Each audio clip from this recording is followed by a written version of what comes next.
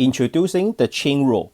We use chain rule to take derivative of composition function. Suppose we have a composition function h of x that is equals to f of g of x. So in this composition function, we have function g inside function f. So composition function. So when you take the derivative of function h that is equals to f prime of g times the derivative of g, so which is h prime of x that is equals to f prime of g times g prime of x. This is the way I interpret chain rule. So I will just take the derivative of the outer function. So the outer function, that means function f. So when you take the derivative of the outer function, we treat the inner function as one piece. And then you multiply the derivative of the inner function. What does that mean? Let me give you a quick example. So let's say we have g of x equals to 5x to the 6 minus 4x to the third power, and f of x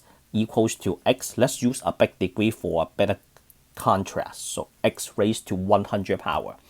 Write the composition function h of x that is equals to f of g, right? So we have function g inside function f, and then that is f. What is function g? That is 5x to the 6 minus 4x to the third.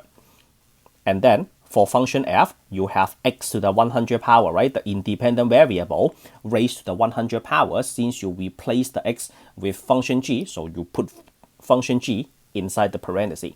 5x to the 6 minus 4x to the third. So now the composition function is ready, and we are ready to take the derivative. So h prime of x, what is the outer function? The outer function is the 100 power. The inner function is 5x to the 6 minus 4x to the third. So you treat everything inside the parenthesis as one piece. I don't care what is in there.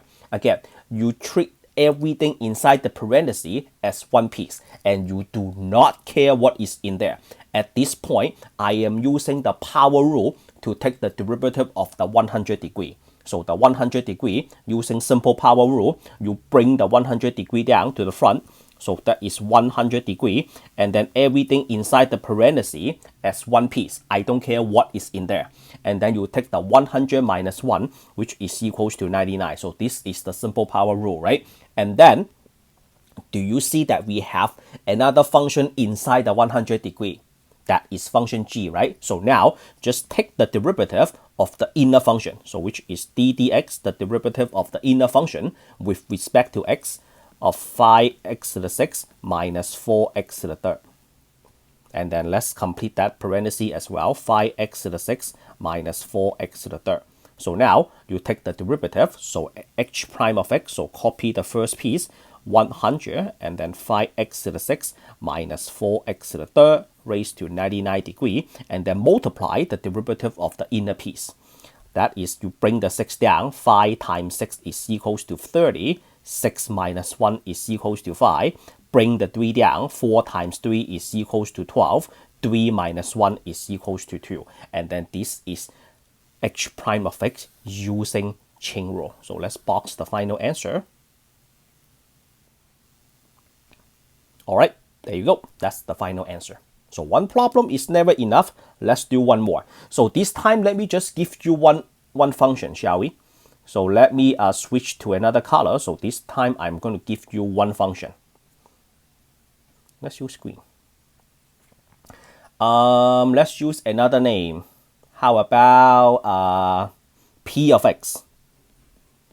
P of x that is equals to the square root of negative 5x to the 6 plus 2x to the negative 4.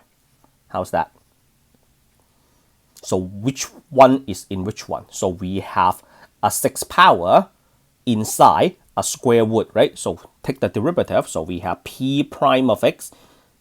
So what is the square root stands for? The square root means 1/2 power, right? So the outer function is the 1/2 power, or you can say the square root. That is the outer function.